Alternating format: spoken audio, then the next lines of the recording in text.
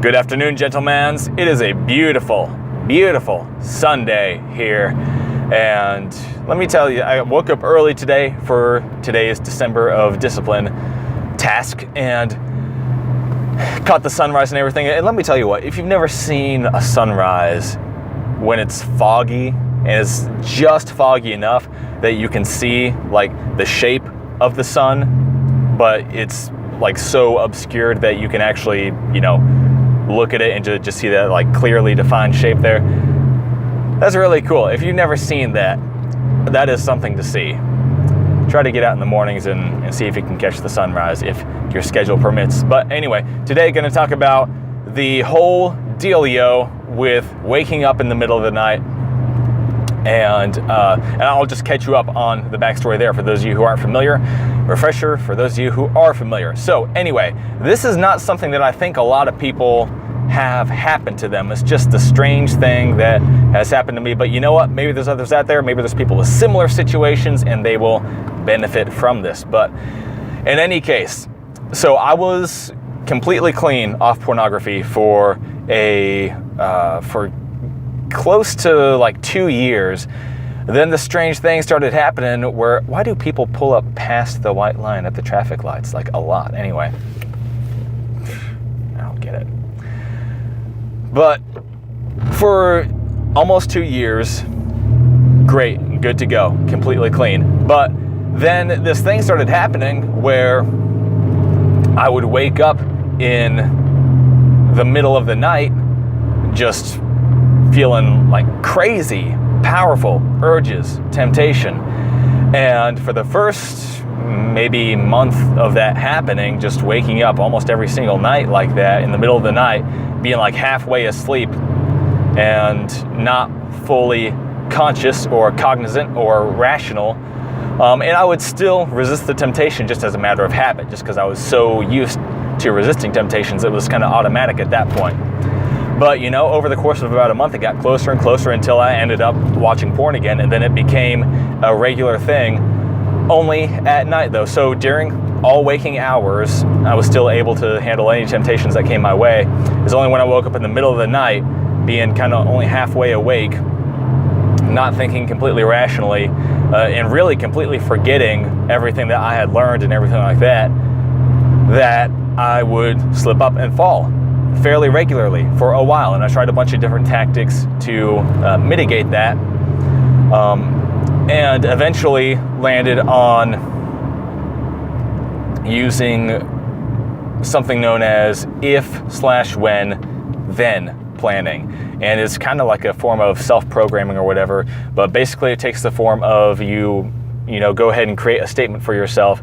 In my case, it was, if I wake up before my alarm, then I will not visit any website with pornography on it. And it sounds stupid simple, but something about that, repeating that to yourself a few times before bed, it connects with that lower consciousness side of yourself a lot more effectively than just trying to, psych yourself up and be like, man, I'm gonna be super serious about this tonight. This ain't gonna, I'm not gonna, I'm really serious tonight. I'm not gonna do anything or anything like that. This time I'm gonna remember. Even more effective than like putting a little, note or something on my phone. It just worked way better than anything else. And it was almost like almost like an invisible wall that low consciousness side of myself wasn't willing to cross. And it was really useful to be able to use that. But as far as anybody who might be facing this kind of temptation, basically the key things here that I learned were, for one thing, just for starters, you always have to take full responsibility. There's no such thing as I couldn't help it. There's no such thing as any of that. And I still hold to this day that whether I knew the strategies or not, I could help it. It was a choice that I made. I made the wrong choice. I made the wrong choice many times in a row. All right? So always accepting full responsibility for that. You have to do that, all right? I had to do that. There is no way that I would have broke out of that if I just saw myself as a victim of something, or that, it was something that I couldn't help, all right? So that is critical. It was critical for me. I think that's going to be critical for anybody facing a similar situation. And then the next thing was identifying the strategies being used against me. I always talk about that. And then finding something to help me out that worked.